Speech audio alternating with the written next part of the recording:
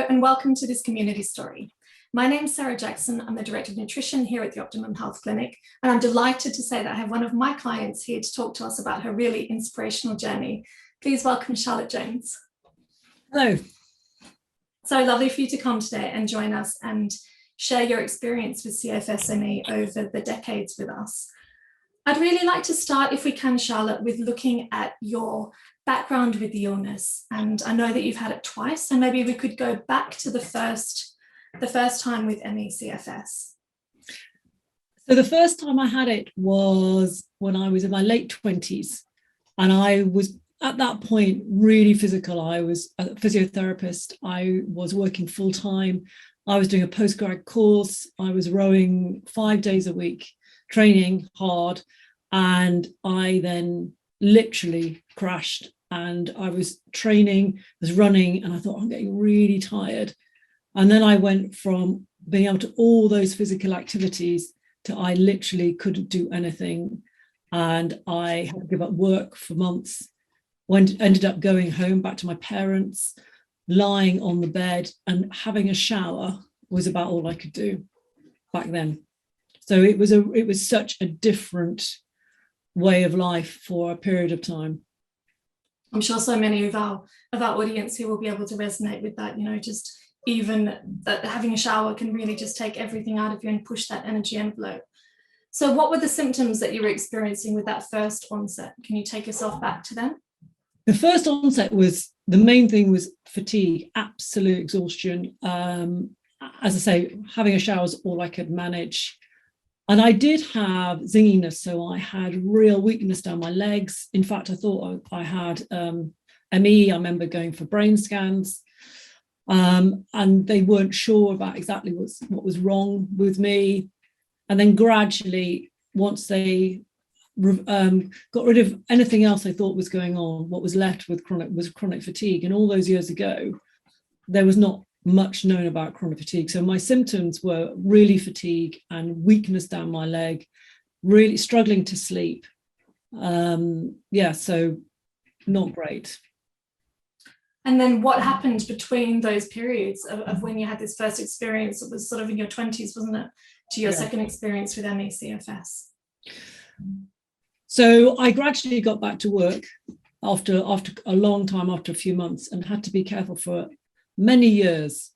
And then the last episode I had a really bad sort of crash was about 5 years ago. And this was, I would say, a really different experience, which was more emotional. My mum was taken ill very quickly and died in 4 months. And we were really, really close. I was up and down going to see her. And when she died, it was like losing a bit of me. It was like, a stool that lost one of its legs, and I felt completely lost, really emotional. And that we had also just moved house. I'd had major surgery. I just had a hysterectomy. I had moved jobs. So I think this time was very different. This was much more of an emotional collapse. And again, I was going from someone who was cycling in Mallorca, doing 100-kilometer bike rides, to back on my sofa, unable to do anything, unable to even read, unable to watch TV. I was too tired to do anything. I'm so sorry that you experienced all of those traumas at the same time. It's just so overwhelming, especially with your medical history, your health history before. I can understand why that pushed you over the edge. And again, it's something that sadly will probably resonate with a lot of the people watching this. So that was sort of 2018, wasn't it? Yeah. And then you found your way to the clinic, and we started working together in November 2020. Do you want to tell us a little bit about that journey? I was really, really lucky to hear about the Optimum Health Clinic. I happened to be listening to a conference on gut health, and I heard Alex Howard, who set up the Optimum Health Clinic, talking about the sort of the sympathetic and the parasympathetic state, and how you often living in a sympathetic state, and how you can get into this sort of, which is a fight flight, and how you can get into this parasympathetic state, which allows your body to rest and repair. And I thought, that's what I'm missing. I really need to understand how to get my body into that parasympathetic rest and repair state. And I did the 90-day program, and I did that program, which I think we're going to talk about in a minute. But when you and I got together, I just knew there was bits of my nutrition. I'd done a nutritional course, but I needed some more help and more guidance. And I think what was amazing is that the first time we got together, I felt he was someone who completely understood my nutritional journey, but with my symptoms, we worked really independently on what I needed. And at that time, I felt listened to. I was with someone, the great thing about working with Sara is unbelievable knowledge and support. You never felt judged. You were helped all, along the way. And every session we've had, it's been, okay, how am I feeling now? What do we need to work on? But I think what's really important is that, the advice they give you or the test they suggest that you have is, if possible, making sure you're quite ruthless about it and sticking to the regime and sticking to the suggestions that they make. Because I think it's very easy to sort of let things slip. And, I put my hand up going, yeah, did I do it 100% all the time? No, but I did it probably 90%. And where I am now, I think, is a massive state that I've got myself into, because I just was so determined to get better, so determined that I would take the advice given and take it on board. And I think what working with Sara was allowed me to put all those things in place. Thank you. And I'm so glad that you found your way to the clinic, because that's what we do. We've spent such a long time working with people in those depths, trying to figure out where we start. And it's all about prioritizing. So as you said, you were doing a nutritional course yourself, you had a lot of knowledge yourself, which was lovely, because we could really work as a team together and we could really build on those priorities and where we needed to start and put in those foundation elements after you'd done the 90-day program, which I know the psychology has been a really big part for you. And I know that with your first experience with ME CFS, it was more physical. The second time was more psychology, which is what we know as a clinic. It has to be all of the holistic approach put in at the right time for the right person. But can you tell us a little bit more about the 90-day program and what you found so game-changing about it? I think the 90-day program was great. It was, I think, at the beginning of COVID, so it was all Zoom, it's all online. So the lovely thing is you're working with a group of people who also have chronic fatigue, and are also the first time they've done the program. So it was lovely to sort of talk to others a little bit about where you were. But I think what was great is it really helped you to put yourself in that parasympathetic state, and how you get there, and how you get into that, out of that sympathetic fight-flight state and into the state of rest and repair. And you had sort of worked your way through. You had a booklet, and you worked your way through it. And I think what was great is you just got a toolkit of understanding, the language you spoke to yourself, how you can stop that sort of snowball effect of being so critical, self-critical. And I think that was really helpful. So as soon as I thoughts were coming up, I could sort of do what they call the stop technique, where you stop those thoughts, you change your mindset. That was really helpful. We also, they helped, there was a fantastic load of podcasts that you listened to, which was available. And those were really helpful. So in between the sessions that we did, you had resources that you could use and resources you could listen to, which were, helping you things like emotional freedom tapping, but also understanding about the type of personality you had. Were you a helper? I was a helper, I was a perfectionist, and what impact that would have. And you could listen more on the podcasts where Alex Howard or someone else sort of interviewing and discussing these issues. And the emotional freedom tapping was wonderful, because they talked you through how to do the technique. So I would use that a lot. And when you were sort of maybe not in such a great place, you could go and access these podcasts, which were really good, as well as working alongside in the 90-day program. That was a huge turning point, for me and allowed me to really understand my headspace and how I could change it and how I could move forwards. So no, it was amazing. And how did you find the second time around in terms of the acceptance process and understanding where you were, so then you could be open and flexible to do as much as you were able to within your energy envelope, incorporate all of these tools and things that you were learning? I think having it the second time, having crashed the second time, was definitely helpful, having had it once, and accepting that you have to give into it and you can't fight it. And I think it's really easy to think, oh, just a bit tired, I'm going to push, and I'm going to push. And also being flexible, and being flexible is allowing to let go of things that you might have done before and thinking, well, maybe I won't be able to. I've never, I haven't rowed again, but I've done other things. I've taken up golf. I've done yoga, which has now become a huge part of my sort of everyday program that I do. Meditation. So when I did the 90-day program, there was someone on it called Linda Hall, and then I carried on doing a meditation course with her as well. So that's become a massive part of my life.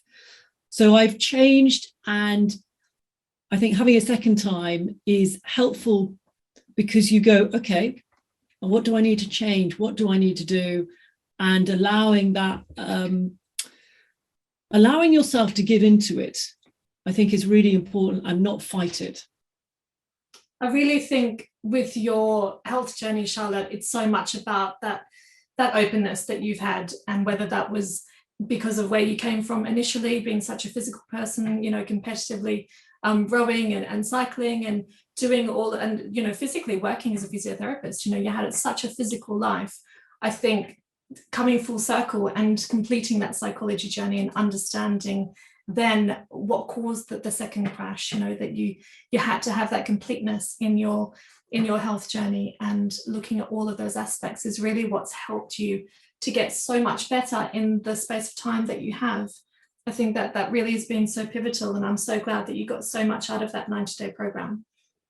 And of course, when we started working together, you'd worked with a nutritional therapist before, and you'd done a few tests, and then we came together and put the OHC sort of protocol and our approaches onto what amazing work you'd already done to build in some of the foundations. But we did have to go back and start at the beginning in some respects, and put in the foundation work in terms of your diet, which you've done such a good job, I have to say. Charlotte, you've been brilliant in terms of within your energy capacity being able to take on board the advice and really make those changes, which we've structured well, I think, in terms of your health journey and what you've needed at each time, which has been navigated as well through having some tests. And a lot of these were GP tests that everybody has access to, and they just really help us understand the biochemistry and have helped us navigate and roadmap each step for you to help get you to that next point and to get over that plateau where you weren't seeing any improvements.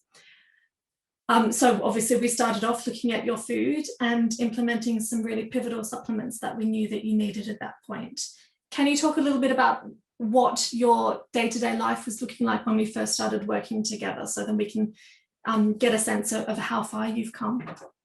So when we first started working together, the 90-day program was amazing and helped, but I think I then tried to push back, carry on with my life, and push too hard too soon, and sort of that sent me back. And so when I first met you, I was, I could walk for about half an hour, maybe an hour with a dog, and then that was it. And I was lying down 3 hours every afternoon, and wasn't working as a physiotherapist, and was definitely, that was my life. I wasn't really going out very much. Well, I couldn't go out very much. I was back on the sofa every afternoon, and probably definitely feeling a bit sorry for myself. And it was great, and we got together, and we did a lot of tests. Things changed. So yes, back then that's where I was, and that's what I was doing. And when do you feel things started to change? It was at that point, once you were incorporating the psychology and those nutrition foundation stages? I think the journey for me has definitely been appreciating that you can't just do one thing. That on most people with chronic fatigue is definitely you have to do nutrition work and you have to do the psychology work. And when you combine them, it's amazing, and the impact is incredible. And you realize that they can't work in isolation. And when you work them together, then I literally think miracles can happen, as long as, when you work with, really good nutritionists like yourself, and then having the 90-day program and all the other things I've implemented has been huge and allowed me to get where I am now, which I'm not on the sofa every day. And in fact, I'm amazing, but I've had to work hard. It is not something that, happens overnight. And I've been through the ups and downs and the frustration, but I've learned about what I say to myself, the language I use to myself, and having the nutrition and knowing the supplements that I need to take each step of the way. And I've had COVID as well, and long COVID, and working with Sara has been amazing, because I've had symptoms on top of that. I had heart issues, and through my COVID, my chronic fatigue symptoms returned, and we've worked together through that. So I feel that the lovely thing is Sara has been along my journey of getting me from, I got it off the sofa, with a 90-day program, and then I pushed too hard and went back on the sofa. And now with Sara, we've carried on a journey that has allowed me to get to where I am now. I certainly can't take all the credit for this, Charlotte. It's been a team effort between psychology, your amazing determination to get your life back to a sustainable pace for you, and to be able to listen to your body and, as you say, adapt and change and look at what life has in store for you now, rather than looking back at where you were. I think that's so key, and that can be a stumbling block for so many people who aren't at that point, and they look at what they had and aren't able to look forward. And I think your ability to do that has been a huge game changer. Let's talk a little bit more about the long COVID journey and go back to where you were, because it's not always plain sailing. It's very common, sadly, with our clients that there are highs and lows. It's a fluctuating journey, and it can take time before you reach these sort of smooth trajectories. So we did have some struggles last year when you did get COVID and suffered with long COVID after. Can you tell us a little bit more about that? Yeah, so when I got COVID, I literally crashed again, and I was back lying down. I was up through the night with heart palpitations. I was absolutely fatigued. As I say, back on the sofa. I had a week when I was really poorly, and then months of struggling. And again, when I worked with Sara, we were able to change supplements and put in place different supplements, but a few extra tests we did. We went on back and did a load of blood tests again to see exactly what was going on. And I have to say, I'm fully aware that there might be people who are listening going, sometimes it's not always easy working with GPs who maybe don't get all the support from. And my advice would be is, if you need things and you need to get the blood test, is I have spoken to them and used the advice that Sara's given me and the list of blood tests, and done it in a way and tried to sit down and explain why they're so important. And I did eventually get them. It was hard work, and it was a bit of a battle, but it was really helpful having those tests to know what we needed to work on together. And then I put them in place, and I put all the supplements and all the advice that Sara gave me, and we changed some food ideas around, as well as the supplements around.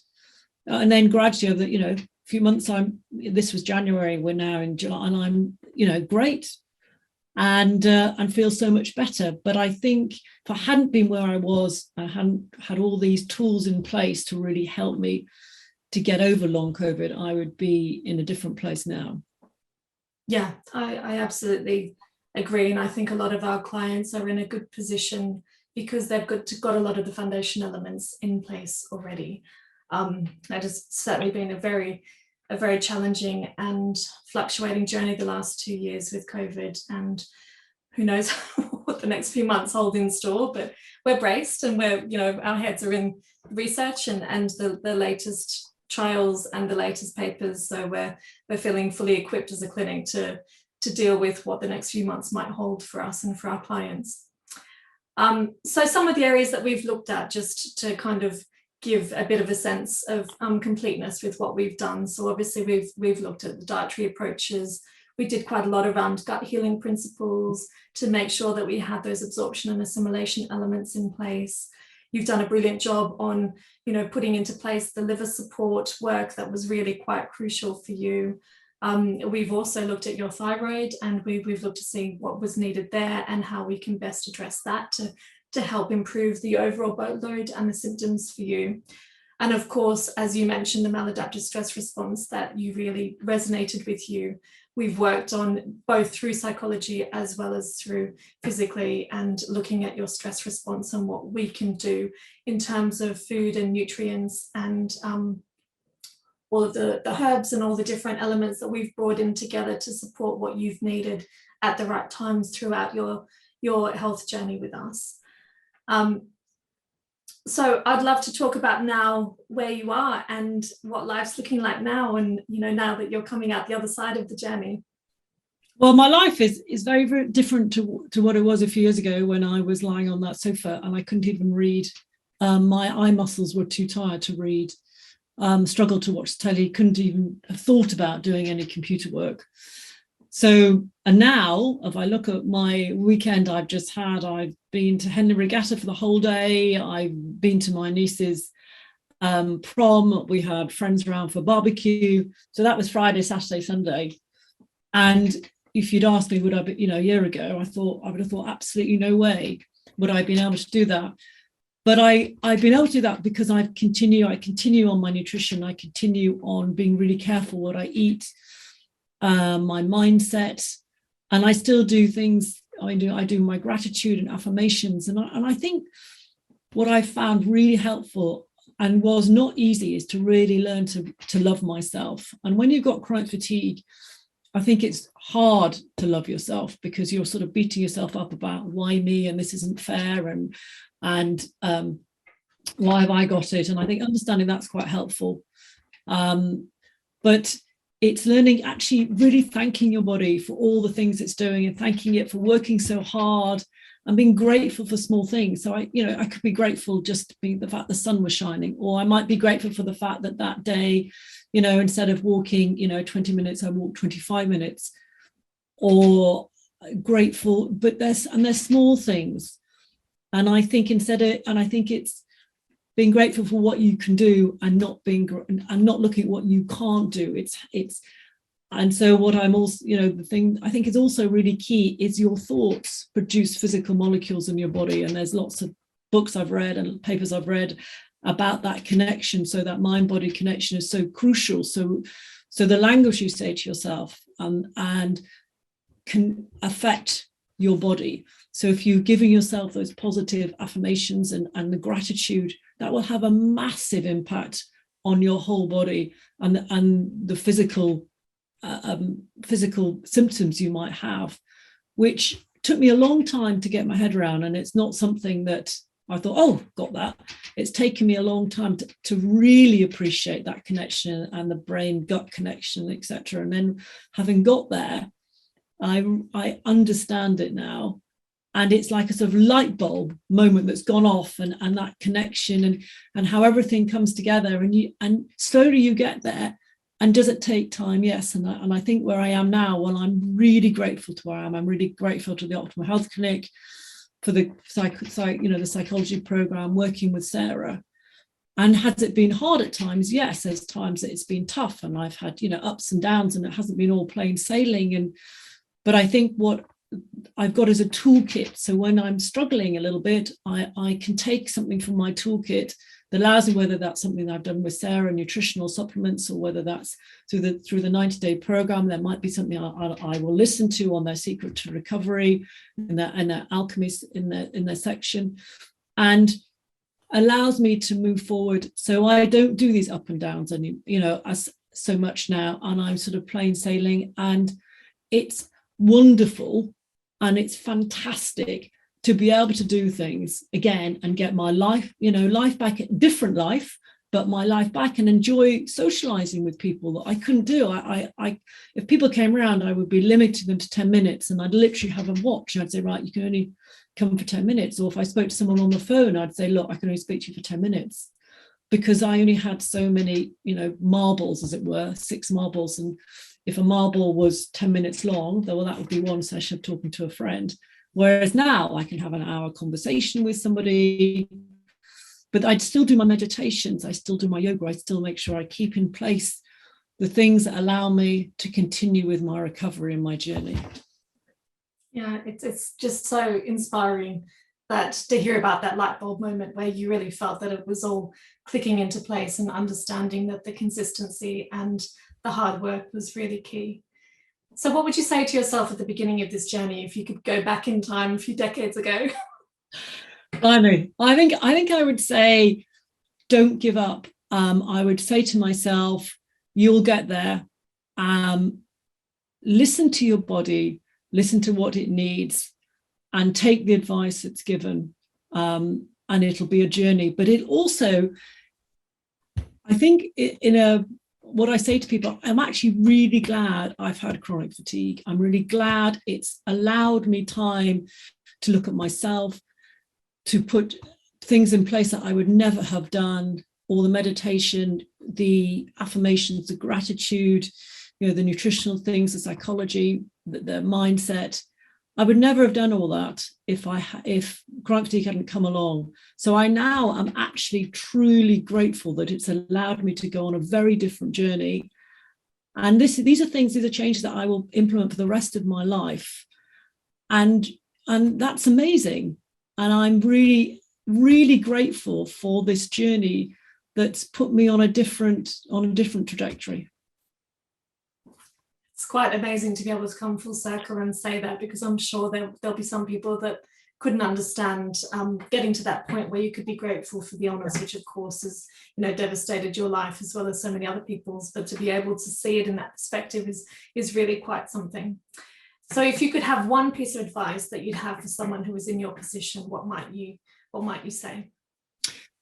I would say to them, never give up. Never give up. Keep there. If something doesn't work, you'll find something else. So I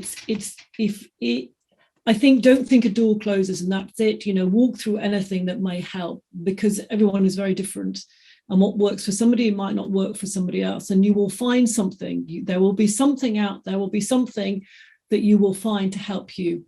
And never give up, and have that desire to think, I'm going to get there. I will achieve it. And it might be, I might be in a different place, but I know, and have that real self-belief and that love for yourself, and thanking yourself for, giving yourself the time to look at things differently, but don't give up. That would be my strongest, even those darkest moments when you're lying on the sofa, you can't do anything, which, I've been there twice, and you're struggling and you're going through that. It's not fair. Why me? Do something listen to something that might be inspiration. I listen to all sorts of different speakers, inspirational people who, I don't just mean chronic fatigue, who've been on a life journey. I listen to different people, and gradually I listen to fantastic, people who someone who did loads of things about breath work. So I've done a lot about breathing. She was fantastic. I followed someone who a doctor in America who is a gastroenterologist. He produced a brilliant book on fiber, understanding about the importance of that in your gut. So it's just finding something that you can hook onto that will keep you going. And there is so much out there. And I think that's one thing about the social media. And even if you look at it for 2 minutes, if there's someone that you find inspiring, there was a Vietnamese Buddhist who, and I'm not religious in any way, but there was a Vietnamese Buddhist who would put quotes on there that were beautiful, absolutely beautiful, that just maybe, to say, and things like just smile every day. And, I'd wake up every morning and I'd smile and I think, okay, and that was, so it's different things that will hook you in. So the more that you listen or watch things that down and depressing, the more that will take you down that journey. But if you're listening to things that are inspiring and you think, I will get there and I am not going to give up, I think that's I'd say that's the most important thing. And to truly love yourself and to thank your body for all that it's trying to do to heal you. I think there's such beautiful learnings that you've taken from your experience. And I love the fact that you mentioned, Charlotte, picking one thing that's manageable for you at that whatever stage you're at with this illness. So that's why our approach is really slow and steady, which can be frustrating. Everyone wants to get better as quickly as possible, but we can only work with our bodies and we can only be guided to the pace that our bodies are able to go at. So picking one thing, whether it's 2 minutes of listening to something that you find inspirational, whether it's, introducing one supplement at a time, making one dietary change, it's all about pacing and it's all about doing it at the stage that your body's able to do. And that's what, we do so well, is to be able to guide our clients to the right stage and putting in the right interventions and the right suggestions at the right time. So what are your hopes and dreams for the future, Charlotte? What does moving forward look like? Well, moving forward, I think is exciting. So I'm writing a book, and so my book is about, when you're first, what do you do? And when you're first diagnosed or you're waiting, everybody's got lists of waiting lists. And what are the basics? What do the basics mean? And what can I do right now? So my book is about my journey, but it's inspiring people to go, don't give up. There's lots of things you can do that might help you. So the book, as I say, it's about my journey, but it's about working through your body. What can I do to help my mindset in a very basic way? What can I do? Nutrition in a basic way. What is it I can do today, right now, while maybe, I'm waiting at Optimum Health Clinic to get an appointment. But it's a book, it's an inspirational book about, and I do talk about why I'm glad I've had it and why I have been able to, it's given me the chance to put these things in place. So I've been talking to, I was under a clinic, an NHS clinic, and I'm talking to the consultants there, and they're going to do a forward in the book, which is fantastic. My GP's been asking about it. And so it's a book, it's a positive book. There are a lot of books out there about ME, which are people's journeys, which, don't get me wrong, people have been through some awful journeys, but my book is about how this journey can be positive, and how I've managed to come out through the other end. But things I put in place, basic things I put in place, which have allowed me to get where I am now, and that's what I'm writing. I couldn't be more delighted with the fact that you've made such huge yeah. You've made so many steps forward in terms of your recovery where you are now. It's just so delightful to see you come out the other side and to see how well you're feeling and that you're able to contribute to our ME CFS community in such an inspirational way. Thank you so much, Charlotte, for being so open and honest and sharing so candidly the highs and the lows in your health journey. I know it's going to inspire so many people in our community.